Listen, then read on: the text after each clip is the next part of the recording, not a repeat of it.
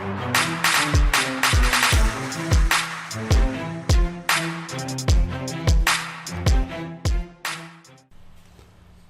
the idea of aromaticity and stability that we saw when we talked about molecular orbitals and some of the special reactivities that we see in benzene can be summarized into a set of rules called Huckel's rules.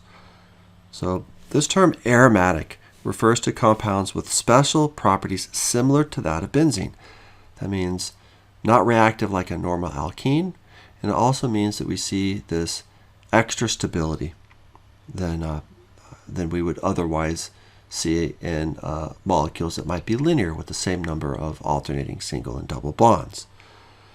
So the idea first was that it was believed that these alternating pi bonds in the ring, right, this alternating pi system, or that conjugation, caused those special properties.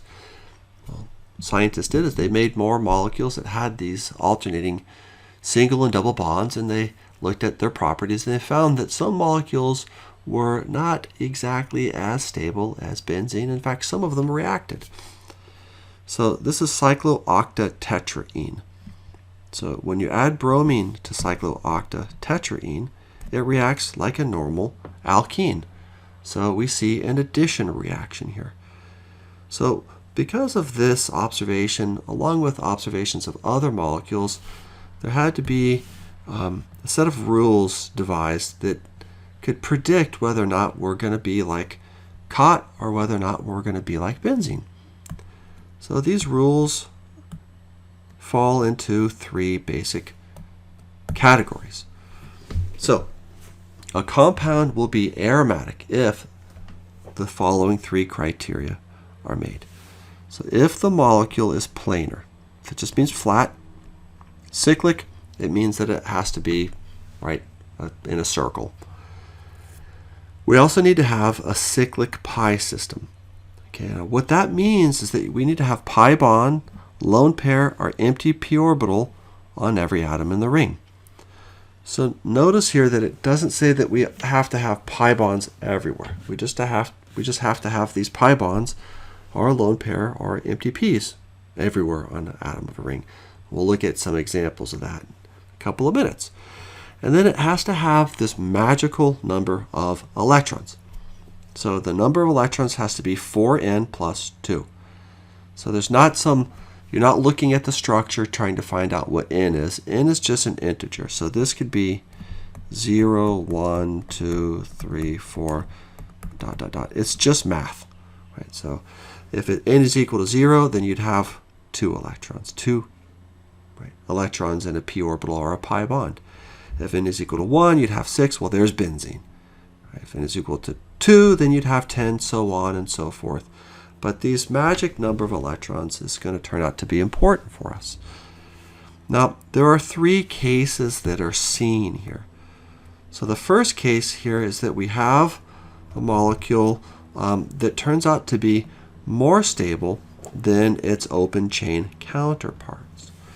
So let's go through the rules over here on the side for this molecule. We already know, by the way, that benzene's aromatic. That's not a surprise to us. But let's look at the rules. So rule number 1, we are indeed cyclic and we're flat. So this idea of planarity is going to come back in a couple of minutes and we'll have to deal with it. All right, now that's rule number 1. So rule number 2, do we have a conjugated pi system? Yes, we have a conjugated pi system. Right, we have a pi bond here, pi bond here, pi bond here, and every atom is sp2, which means we have an unhybridized p orbital on every atom. And then number 3, do we have that magic number of electrons? We got 2, 4, 6 electrons here. So that is a 4n plus 2 number. So all of these things are being met for us, which means that we have an aromatic molecule. Right? And the delta H here of hydrogenation is equal to negative 49.3 kcals per mole, and the open chain delta H of hydrogenation here is negative 82.2, approximately kcals per mole. Right, so that is a situation where we have something that's aromatic. All right, now the other thing that we're going to encounter here is situations where we have non-aromatic systems. So to be non-aromatic, we have to look for a couple of things. So number one, the molecule is not planar. So it's adopting some conformation that makes it bent like a boat, right? Like cyclohexane is not planar, it's a boat. So there's situations where things can bend, right? Or number two, we are not having a conjugated pi system. Right? So that second one's kind of the most common one that we see here. So when we look at the structure over here, we can see that these carbons that I'm circling, those are both sp3. And because we're sp3, it means that we don't have a p orbital. So there's no p orbital on those carbons, which means that we're not conjugated. And that leads to that being a non-aromatic molecule. All right, now down below here, let's look at anti-aromatic. So anti-aromatic is a situation in which we're less stable. Right, so this molecule with these alternating single and double bonds is less stable than 1,3-butadiene.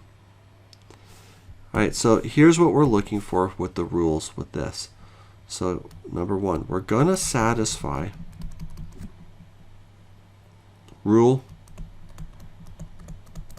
number one. Rule number one, remember, is that we're cyclic and planar, right? And rule number two, we have to have a conjugated pi system. Now here's the difference, but we're going to have a different number of electrons. So our rule number three normally says we want 4n plus 2. But in this situation, we have 4n electrons. Right? N could be equal to, it can't be 0 here, right? It's going to be 1, 2, 3, etc. So that's just the magic number of electrons, which means you have 4, 8, 12, 16, 20, etc. Right? So then when we look at the structure up above, with this we have, with our rules, we're cyclic and we are planar right now. Rule number two, do we have a conjugated pi system? We do. Rule number three, how many electrons? 2 and 2 gives us 4 electrons. So because that has 4 electrons, it leads us to conclude that that molecule is anti-aromatic. So what we're going to do now is take a look at these rules for aromatic compounds, for non-aromatic compounds, and for anti-aromatic, and we're going to do some examples. So we'll do that in our next lecture.